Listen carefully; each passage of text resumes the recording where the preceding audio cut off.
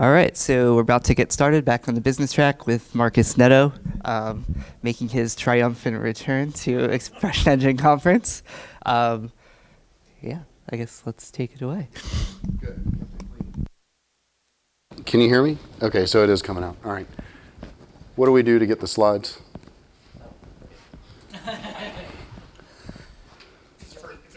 Oh, Tech Master.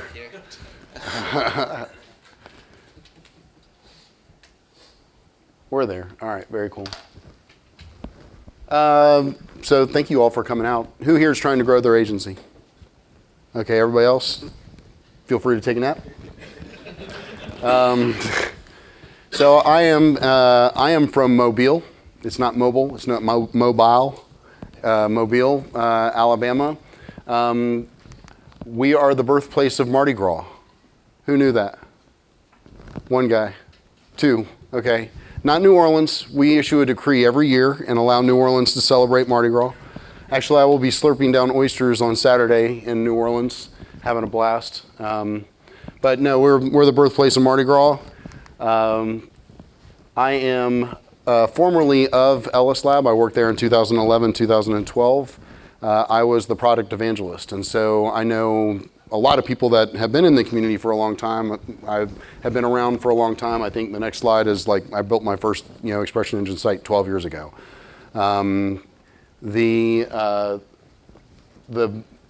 thing that I took most out of this position was I got a chance to talk to a lot of you, not you specifically, but a lot of developers, a lot of agencies, and saw how people were kind of running things. And when I left Ellis Lab and kickstarted, Bluefish again, I kind of had a better idea of the direction that I wanted to go. So, it played a big part in, in where I'm at today. So yeah, I built my first, I think my very first Expression Engine site was like 1.3 or something like that. I mean, I go way back. We've still got, I hate to say it because after the talk upstairs previous to this, we've still got some sites running Expression Engine 2. I'd really like to get them off, but for whatever reason, I think we've all, I see a lot of head nods. I'd like to get them off too, but unfortunately budgets don't allow. And I'm also the very first person to have ever released templates for Expression Engine. I can confidently say that because, to my knowledge, nobody else has even tried at this point. But, this also plays into what I'm going to talk about in just a little bit. I very much love the type of system that Expression Engine is. And I'm just going to be honest, whether it's Expression Engine or the other that, a lot of us use that won't be named. I like those systems because of what it brings to the end user of the content editor or the admin. I like what it allows them to do, but I don't like the fact that most of us, when we go to build a website, we're looking at $10,000, $20,000 as starting budgets, and that seems so unfair to the small business owner that can't really afford that. And so we're going to talk about that. But this is a little bit of foreshadowing because, and man, this was a real pain in the ass. Releasing templates for a CMS that doesn't like templates, yeah. And so I remember I spoke at the conference in Leiden. I think that was 2012. We were just trying to go through where all the conferences have been, because I've been at San Francisco, New York, Leiden, Denver, and now here. But I remember sitting in the audience in Leiden, and Levi, who worked at the time for Newism, and I don't know if he's still there or not, but he's out of Australia, and he was like, "Oh, we're going to release this module, and it's basically going to allow you to export all the template code and all the stuff that's basically locked into Expression Engine. It's going to allow you to export all that, and then you can import it, and it's going to make source versioning the actual website a whole lot easier, and this, that, and the other thing." And I was like, yes, because I was really looking at it for this type of thing, and then it fell flat on its face. So this is my team. We are actually, I think we've lost 1 or 2 people and added another 1 or 2, so we're fluctuating, but we sit right around 10 people usually, but we are growing. By the end of this year, I'll have added another 2 people, and next year we're hoping to add 4 or 5 additional people. So we've had some very extensive growth. Bluefish has been in existence since 2008 is when I formed the LLC. For the longest time, it was just me. Just like many of you, it was just a freelancer, kind of solopreneur kind of thing. Occasionally I would bring in an additional dev or a designer or something like that if I felt like I needed them. But I just wanted a place where I could, kind of do, websites for people and make some money. It wasn't until about 3 years ago, in 2016, I started to kind of make some changes. So I was primarily responsible for raising my 3 boys. And in 2016, I woke up and realized, hey, they're all either in middle school or high school now, and I don't have to do that shit. So I can go out and I can do this thing. And so in 2017, I started to hire some people. I hired a business development guy that, while he didn't, sell a lot of business, he did do some things. He kind of pushed me in a direction that was very helpful. And so I am thankful for that experience. We hired a designer, Tad, who's right next to me on the top row. Some of you know him. He's very active in Expression Engine. He's employee number 1, really.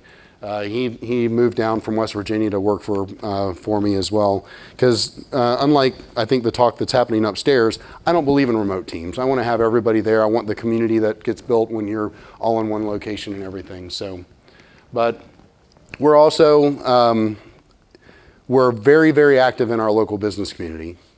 I have taken what I found online with many of you, and I've created, Jeremy I'm stealing his words from just a few minutes ago.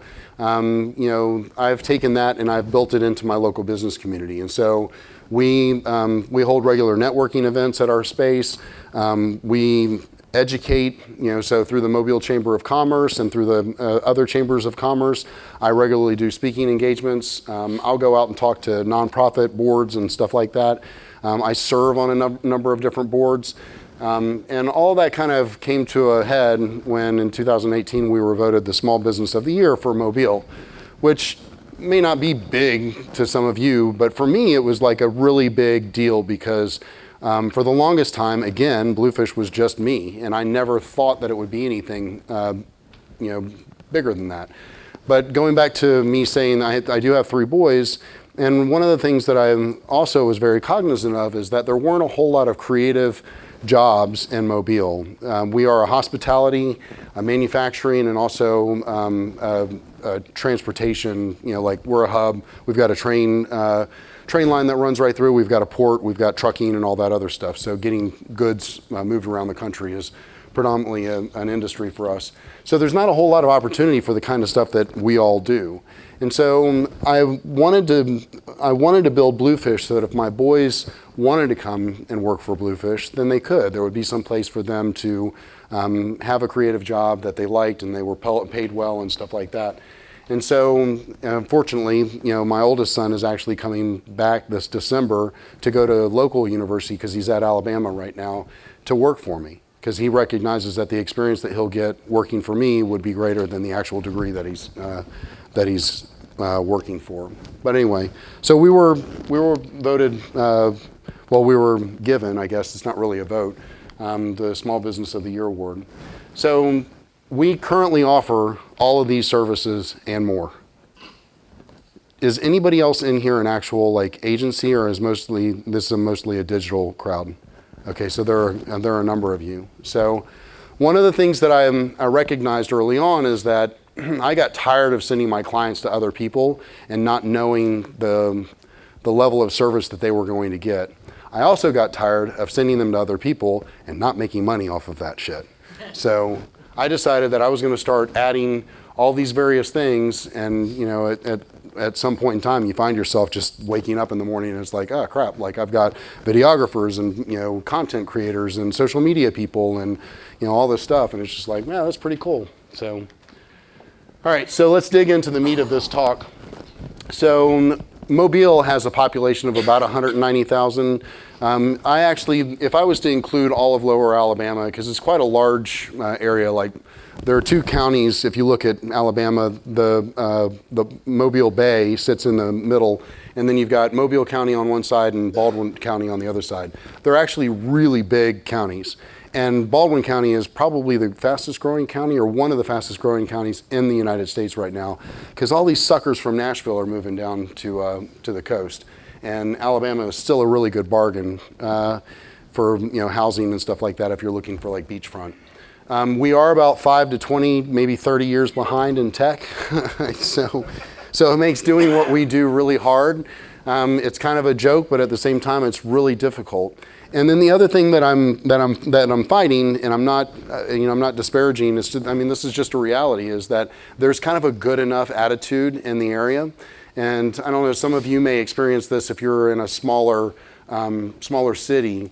It's not like New York or LA or Silicon Valley or whatever, where like everybody's pushing and they want to do things to this specific degree and all this stuff. It's just kind of like, meh. I got a website. Well, when was the last time you had that website? It's been up for like 10 years, but it's good enough. So I was really kind of, in 2015, 2016, I was also very reluctant to build my business on Mobile because I didn't feel like there was enough demand for what it was that we do, which at the time was predominantly web design. But what I found is that my revenue, as I started to kind of invest more in the community and as I started to push into developing Bluefish as a larger company, our revenue, grew. So what you'll see is 2017, we had 74% growth year over year. 2018, I renovated a building, 3,700 square feet. I was the general contractor, and I also was going through a program for the Small Business Administration program. Has a program called Emerging Leaders. Has anybody else gone through that program here? If you haven't, and they offer it in your area, I would highly suggest it. They basically call it like a streetwise MBA, but they teach you all about financials and marketing and all kinds of other stuff. So it's really good. But going through that program is pretty intensive, and so that's why there's a 2% in 2018, because that really sucks. But back on the horse in 2019, we're at 67%. We'll probably end up back in that 74% area because we've got some things going on at the end of the year that are going to kind of impact our top line revenue and help us out. So, but like I said, in 2016, we were predominantly a web design and development shop. And now in 2019, we do all this shit. And so that's a much different, it's a much different jump. And also, I worked very hard to get duplication in every role. So I don't have just one developer, I don't have just one videographer, I don't have just one content creator. I have multiple people in each of those roles, with the exception of business development, which is up to me. And unfortunately, I just can't go anywhere. Like, I'm stuck to the company. So. But one of the things that I realized very early on is that you have to have multiple streams of revenue if you want to grow your agency. You can't just do like HTML and CSS. You can't just do expression engine development. You really can't just do development in general. Like if you do development, why don't you add hosting? Like it's simple, just get a server from Liquid Web. Most of your clients probably aren't going to use much of the resources, or just put them on Architect and charge a percentage over top of what they would normally pay. And then you're the first line of contact for them if something goes wrong. And you're literally just sending an email to Architect that says, hey, fix it. The hosting went down, which it never does with them. But anyway, finding multiple streams of revenue. We also found that you have to, in order to be more efficient, actually let me back up for just a second. The one thing that I was made aware of is that the way that most of us would like to build websites is not the way that I'm going to be able to build websites for people in Mobile. So I think most of us would consider ourselves like, you don't use a system like Expression Engine and not feel some amount of pride over the code, it's all tabbed out correctly. Like, is it 4 spaces or 2 spaces between tabs, and like I've got everything kind of dry as I possibly can. I mean, those are the kinds of things that we're all concerned with as developers. But the reality is, most small business owners, most people that need our help aren't going to be able to afford, because that's where you get into that $10,000, $20,000 range as a starting point. A number of years ago, we were using a project management app called PlanScope, and PlanScope allowed you to put everything in and then assign hours to it, and then you could basically create that as a template. And a lot of these systems do that now. And I remember adding all of that stuff in, and the difference is that PlanScope actually took that and showed you the dollar amount of what it cost for everything that you put into that project. And you could send that out and share that with the prospect, and they could understand why the project was so expensive. I put in all the various things that we did really just to get to a starting point with the project, and we were well over $4,000. And I was like, most business owners aren't going to spend $4,000 on a website.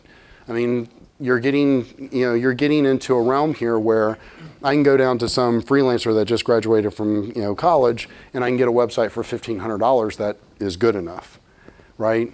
But I want to provide those business owners with additional services, because I now offer all of these different services. And so I need to get them into a website that is something that we would be able to work with if they want to extend it. So if we provide them with a small brochureware website, if they decide that they want to go and add like commerce, or they want to do something more complex, well, they're already in a system that allows that, like Expression Engine. So what we had to do is we had to create, we had to kind of change our way of thinking so that we lowered our expectations to meet what the demand was in our local area. And the way that we kind of did that was we standardized our build process so that we could kind of speed things up. And we also created a minimum viable product. And so I'll get into that a little bit more here in a minute. And we created a theme so that we could productize our services. So we can now deploy a small business theme that uses a system similar to Expression Engine. And we use Expression Engine quite a bit, so don't discount what I'm saying.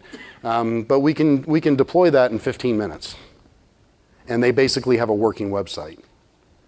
And so, because if you think about it, most of these websites, they have a homepage with a hero area that has some button on it that takes them to whatever is most important on the website.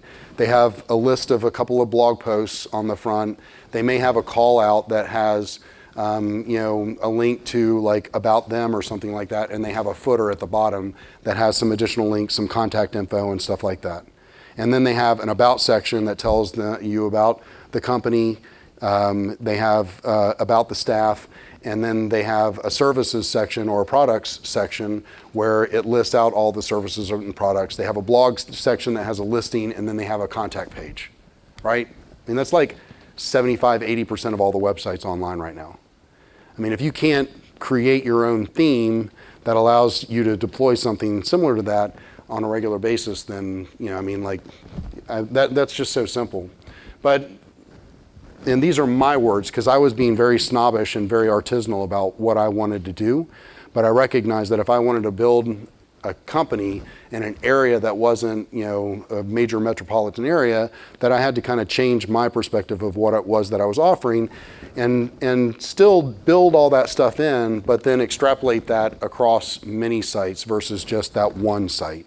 And so that's where, creating themes comes into play. So again, these ideas, there were really kind of three influencers, four, and I'll mention the fourth. I don't have a slide for it, but there are three influencers for this. So Joomla Shack was owned by a friend of mine. At one point in time, they were almost $1 million theme builder for Joomla. And so that was very early in my education, like 2005, I think it was. And Casey, one of the owners of Joomla Shack, is still a really good friend of mine. But he kind of educated me, and he's actually the person that showed me Expression Engine the first time, which I find is hilarious. But so he showed me the world of themes. And when I saw the amount of money that he was making selling themes for Joomla, I was like, that's where the idea for Expression Engine themes came from. And so this was an influence. And when I was at Ellis Lab, we went out to, actually I was at Portland too, the conference in Portland. And we went out to meet with Penny Arcade. Does anybody know who Penny Arcade is? They have a huge following, so there's a couple of nerds in the room. They have a huge following, and basically they showed us kind of the underpinnings of their website, and they started showing us like, there were things that they would have come up on the homepage by just like clicking a button in the back end. So they were not just using it for like entries, they were using Expression Engine as a framework by which they would actually bring in additional pieces into the website. And so there were some ideas that I stole from them as well. And then there was this system called Platforma, which we're going towards, which basically allows you have all these pieces on the left-hand side that you can choose from, and you drag and drop, and basically after you've dragged and dropped them, if you have a license for this stuff, you can literally click another button or two, and you get all the HTML. And at some point in time, I envision a theme that allows us to do this, but uses a system that isn't WordPress, because I can't stand WordPress, right? Who else is in here that doesn't like, can we just get an amen for not liking WordPress? This is not the she, what was the Little Rascals, the she woman man, or the, anyway, I digress. Anyway. So, but we've built over the last, I want to say the last 3 to 5 years, we've built several hundred websites on either Expression Engine or Craft. Those are the two systems that we primarily use. And they range from, LA Signs up top. I think when we built that, we weren't doing the subscription-based model that we have now that I'm going to get into. I mean, we probably sold them that site for $3,000. And so, but we also build websites at, $60,000, $70,000. I mean, we're not just focused on that. We're not, just because in positioning, oftentimes you kind of go after one area, and it doesn't mean that you neglect something else if it comes in. It just means you're positioning yourself in the best way to market yourself to a certain segment. But this is just a handful of some of the sites, and a lot of these sites started with that MVP, that minimum viable product, that allowed us to kind of kick things off. And some of these sites have a lot more complexity than what they are. But this goes back to that whole idea of small business sites are mostly the same. They just need a presence. You owe it to them to not allow someone else to put them on WordPress, and you damn well better not be using WordPress if you're coming to an Expression Engine conference. If they need something slightly different, so if you build out a theme for your company, you doesn't mean that you can't slightly customize it. So we actually have 3 different levels, and I'll get into that here in just a minute. And if you are looking to build an agency, for God's sakes, build it on recurring revenue. The 4th person that I didn't mention, I hesitate to say this in front of this crowd, but when I was at Ellis Lab, I had a number of conversations with Brad Parscale. And I don't know if you guys know, who he is. I don't affiliate myself with him in any other way other than to say that the way he ran his agency, the model that he ran, and I don't know the actual inner workings, but I thought it was very smart, because he got people in as cheaply as he could, built them a website as cheaply as he could, and then he sold them a bunch of other additional services. So the website was almost a loss leader to him, just to get them in the front door to capitalize on maintenance of the website, social media, any kind of digital advertising. If you do traditional marketing, which we do, so it's media placement in magazines, TV, radio, all that stuff. I mean, the website doesn't have to be the end-all be-all, and you don't have to put your stake in the ground and say, like, I'm going to make all of my money off of this website. As a matter of fact, I ask people, like, all the time, like, what's your budget? Because if your budget is $10,000, I'm not spending $10,000 on a website. I'm going to spend 2, and then I'm going to spend 8 generating traffic that goes to the website that educates people on what it is that you do. Because a website of its own doesn't really do anything for them unless people are actually made aware of that. Our tagline is actually, we help small and medium-sized business owners overcome obscurity and connect with their audience. And that's kind of where that comes from. Like, we don't want to just build them a website. We want to help them build a business. So this is our theme. It's kind of this isn't the actual demo. If somebody wants to see the demo, I'll show it to you. But as you saw on the front, like, it's just got the hero section, call out, blog. It's actually got a place in the back. You'll see it here in just a second, where you can actually make changes to the homepage. Like, you can bring in additional call outs. Here where you're actually defining the different things and what's on the homepage, so you can add like a text block or whatever. So we've we've got this built out to where somebody can come in here and actually customize the homepage if they wanted to, or we can set it up for them. And then we've also got how many people know or familiar with Content Layout Builder? That like kind of concept. So in Expression Engine, Kyle, of course, because I think you're talking about this next, are you not? Okay. So with Content Layout Builder, instead of defining all the fields, you basically build in the capability for them to, to push on a button or click on a drop down and tell you what kind of content they want to enter in next. So if they want, and actually here's an example. If this is kind of small, but what you can see is we've got a text block, an image block, a video block, and then you've got a drop down here that says add. And when they click on that and add, it gives them the option of, well, do you want to add a block quote, or do you want to add another video or another text block or whatever? And so it really gives them ultimate control over all those subpages, and it allows them to basically create the content. So instead of making them, it's taking this idea of Expression Engine even one step further. And I'll be honest, this idea came from a WordPress site, which really sucks. I wish it had come from someplace better. But instead of making them format all the content in a text block or with a WYSIWYG editor, or even, because there's no way that with sites like this, there's no way that you can possibly know what they're going to want to do to a page. Like if they want to embed a video or something like that. And what it does is it ultimately gives us control over that experience on the front end too. So it makes the sites even tighter because we can control all the experience from a mobile sized device all the way up to a desktop, especially when it comes to video or block quotes and stuff like that. And with images, you see on the right hand side, sorry. We've got the ability to put in a caption, and we can even change the alignment from left to right or center. And depending on which one of those they select, we'll float it left, float it right, or we'll make it span the full width of the container that the content is in. And so it gives them a lot of control over those subpages. So even though they're getting a theme-based site, we're changing all the colors for them to match their branding. We're putting their logo in place. We'll even sometimes, get images in there for them so that they're started on the right foot. And then we give them ultimate control over what all the subpages look like. But we're also doing it inside of a system, like if we're giving them the capability of inserting or entering in content for staff members, we're still going to harness the power of Expression Engine, where we're going to allow them to upload an image of the person. We're going to have fields for the person's email address, their phone number. We're going to have another field for bio. We're going to break it out for them. So we're harnessing that power, but we're giving it all to them in a package that is super cheap. You guys are going to hate me when I tell you how low we're selling these for. $750 down, which covers the cost of licensing.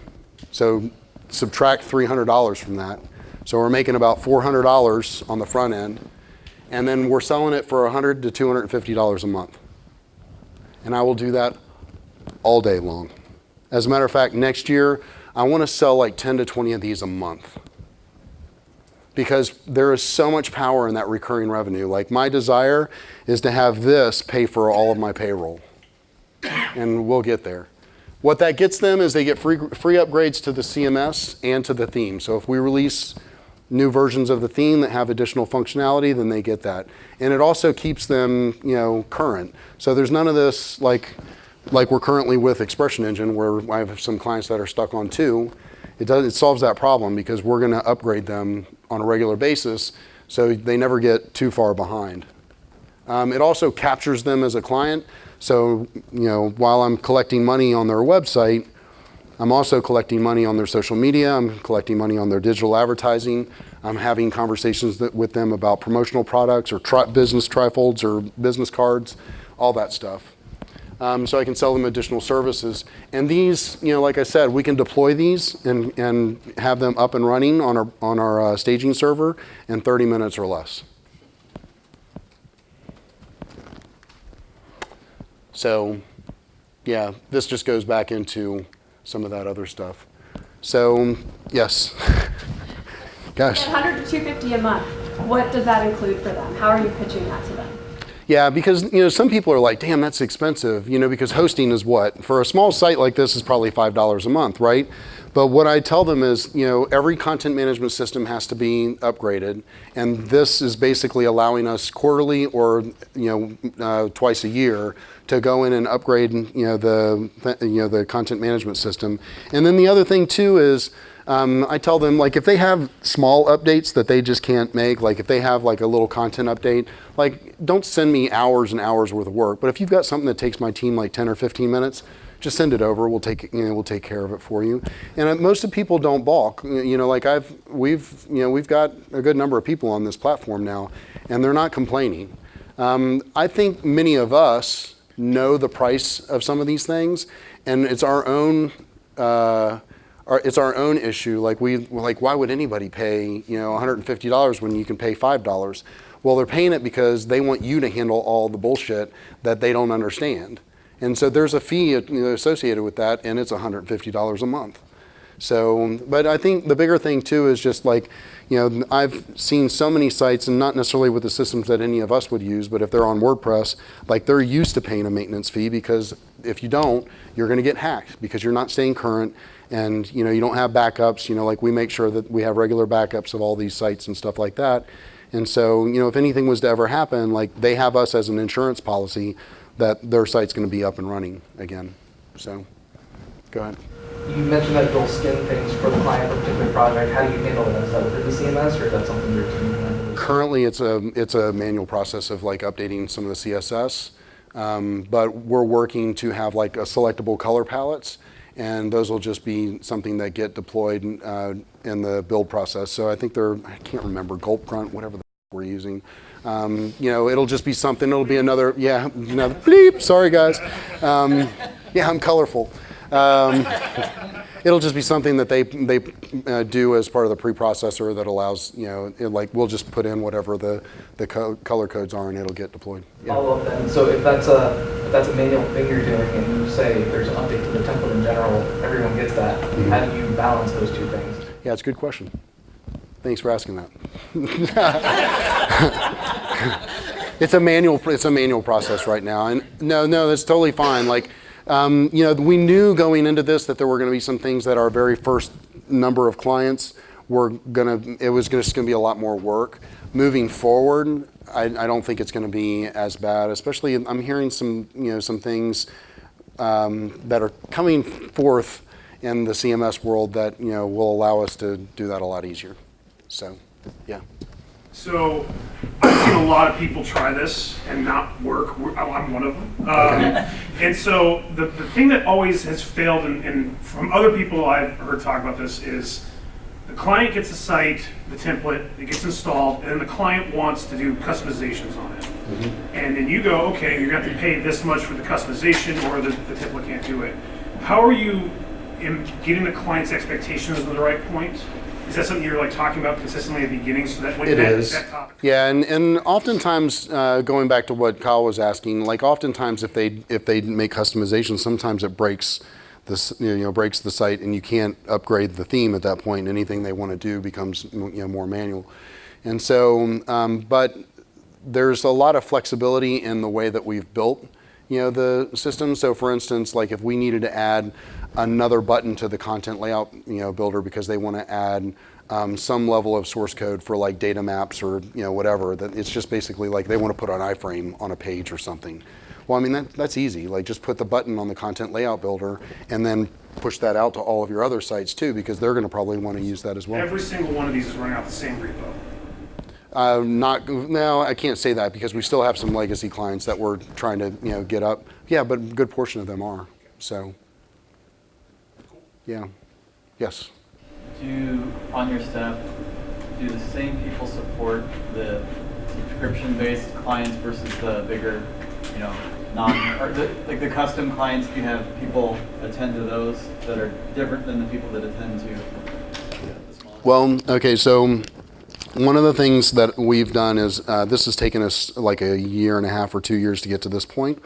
To answer your question directly, almost everybody on the dev team has had their fingers in this at some point in time. So it started with a dev who's no longer with us, and then Tad, who is my lead dev, has had his fingers in it. Josh, who is currently with us, has had his fingers in it. Adam, who is no longer with us, had his fingers in it. So I mean, like, everybody's kind of had a role in this. What we're looking at now is we're probably going to hire another person and just like dedicate them to this. And because I see what this could be. I see that I could go in a city of 190,000. The chamber recently released stats and said that there were over 25,000 micro businesses in Mobile, and it was an insane number. And a majority of those people are trying to go to Wix or Squarespace. Well, don't go to Wix or Squarespace. Come to me. I'll drop that price if I can get this down, to a point where if I can get the color packs and stuff like that in there, where my team doesn't have to go in and do some of the stuff manually, I'll drop that price down and I'll start killing, Squarespace and Wix in my local area. And this is a much better, easier system for them to use. Plus, going back to our artisanal desires, right? We've built all that into this. Like, if you want to talk about search engine optimization and, the capabilities of CMS, like, we've got a lot of that built into these already. So like when we're running, Jared, who's my project manager, wanted a website for his Boy Scouts troop. And I was like, sure, go ahead, dude. Like, so he had the team deploy it, and they customized it a little bit in the sense of colors and logo and stuff like that. They ran it against Google's PageSpeed Insights, and I think it scored a 94 or something, just right out of the box. They didn't even touch anything. And so, we're trying to build it in such a way that it's got all the schema data in it, that, structured content and stuff that, Valerie was talking about before. But we're extrapolating all that development costs across multiple clients instead of just building it custom for one person. So, yeah, go ahead. So, now, how many of your clients actually go for an upgrade, having you do the social media and advertising and all that stuff, and then how much do you bill them? Quite a bit. I mean, if I had to put a number on it, I'd say it's probably 50% of the clients do. So I mean, but I'm still making money on the ones that don't. And I've always used the expression I want to stack these kinds of people like cordwood. I just want, because if these people leave at $150 a month, I don't want them to. But if somebody leaves at $150 a month, it's okay, sorry to see you go, but bye. But if you sign a contract with somebody and it's a $40,000 website and they walk out the door, holy shit, what are we doing now? Who can we fire? And I don't like that feeling. That's why I want this to be to the point where we can still do custom development, because I think there's something very satisfying for developers and designers in solving problems. And this isn't necessarily scratching that itch. This is, I think was it you that was talking about earlier, where it's we have this desire to kind of solve problems, and I think this doesn't do that. We've got to provide other mechanisms by which they can do that. Yeah, go ahead. What percentage is your revenue based on this model? This is really low. A good portion of our revenue doesn't come from the Mobile area. We still, because of our prominence in both the Expression Engine and Craft communities, because we were Pro Network members for over a decade, and we are partners with Craft, and so we get some of our larger clients from outside of the area, and those bring in a good portion of our revenue. But if I can get this to a point where I can start running ads on Facebook or Instagram, because we're known in the Mobile area as we do 100 times more than any of the other agencies on social media. And I'll run ads all day long, and I'll just figure out what the cost per click and lifetime value and all that other stuff is for these folks. And I'll just roll with this. We're going to get this to a point where we have a landing page that explains all about it, has some videos. The other thing too that I didn't mention is we record videos. For all of our custom clients, we record custom videos for them on how to manage the site. For this, we just did a out of the box, this is how you manage the site and update content and stuff like that. They get all that stuff. But we'll have a landing page that has a video that describes how it works, and we'll have a checkout process by which they can actually select, some of the options that we want to build into this and stuff like that. We'll get it to a point where it's like a fully fledged, basically like a website builder, but they don't have to ever touch code.